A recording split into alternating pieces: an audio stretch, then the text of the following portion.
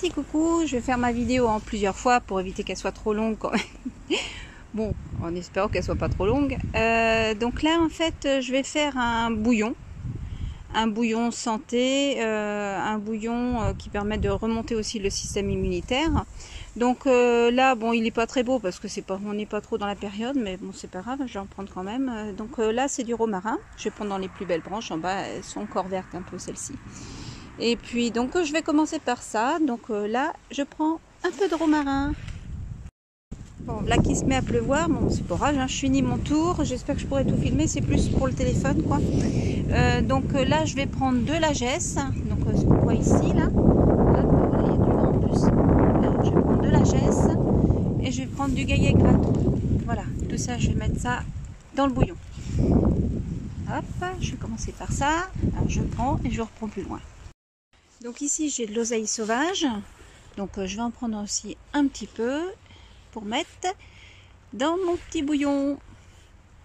Alors ici j'ai du pissenlit, en plus il est beau, donc je vais le prendre entièrement, voilà, il va finir aussi dans le bouillon. Donc ici j'ai un peu de ciboulette sauvage, j'en ai dans mon jardin, mais tant qu'il y en a, tant qu'il n'a pas tondu, je prends ici, ça m'évite d'abîmer celle que j'ai là-bas, je préfère la garder pour plus tard au pire. Donc voilà, donc là je vais prendre, il y en a là mais j'en ai un petit peu partout, donc je vais prendre un petit peu de ciboulette sauvage. Donc je vais prendre de la livèche, j'en ai là, j'en ai là-bas, puis j'en ai d'autres aussi ailleurs. Donc c'est en fait du céleri perpétuel, voilà, que j'ai mis à pousser dans mon jardin. Donc ce qui est bien, c'est qu'une fois que c'est mis en place, après ça pousse tout le temps, ça revient. Donc voilà, j'ai coupé quelques petites feuilles. Voilà, à tout de suite. Je vais mettre aussi un peu de choux de Banton. Bon là il m'en reste plus beaucoup parce que j'ai fait des boutures avec mes choux, donc ils ont vachement diminué. Mais bon, le si peu qu'il y a, j'en prends un petit peu par-ci par-là dans mes petits plants. Et puis bah, ça sera toujours ça de plus dans mon petit bouillon. Voilà, les choux de Banton. Donc ce sont des choux perpétuels pour ceux qui ne savent pas. Donc une fois que vous les avez plantés, après il suffit, ils tiennent à peu près 5 ans, et il suffit de refaire des boutures entre temps et puis vous en aurez tout le temps. Je vais mettre aussi un petit peu de thym. Donc voilà. En fait je fais avec ce que j'ai dans le jardin. On trouve toujours, que ça soit en sauvage ou pas. Voilà. Alors j'ai aussi quelques blettes qui repoussent. Bon, c'est des jeunes pousses, mais c'est pas grave. Je vais en prendre un petit peu ici. Et puis là, j'ai vu que ça poussait tout seul. C'est pas moi qui les ai semés ici. J'en ai d'autres ici. Donc voilà. Donc là, je vais en prendre aussi. Là, comme ça, j'aurai de quoi faire. J'en ai d'autres qui repoussent là, mais là, c'est pareil, elle est encore petite. Donc voilà. Pour l'instant, on va les laisser tranquille. Je vais pas l'embêter celle-ci. Voilà, à côté j'ai de l'oseille aussi, tout ça, mais bon, voilà, tout est un peu petit pour l'instant, donc je laisse. Donc voilà. Hop. Donc je vais prendre un petit peu de berce aussi. Bon, elle est petite encore, mais bon, limite, voilà, il y a quelques feuilles quand même que je peux prendre qui sont belles. Donc voilà, je vais les mettre aussi dedans, ça fera des vitamines en plus. Donc voilà.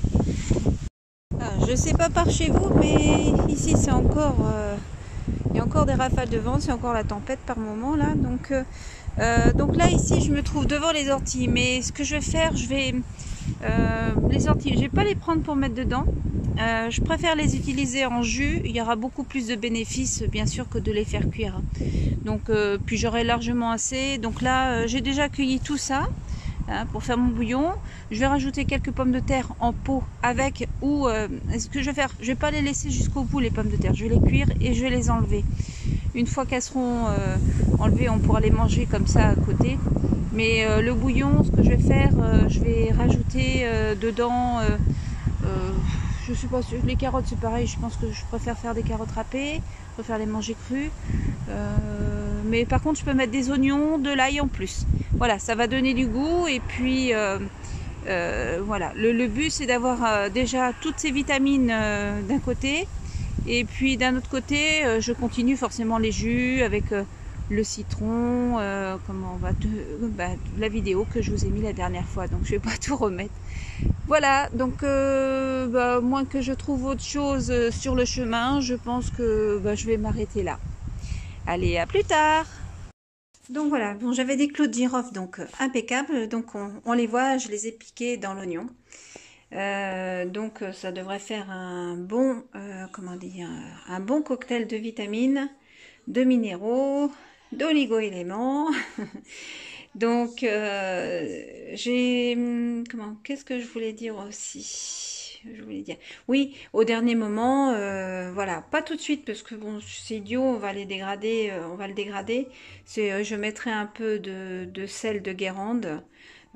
Voilà, moi je suis de la région de Guérande, donc voilà, j'ai du sel de Guérande ici.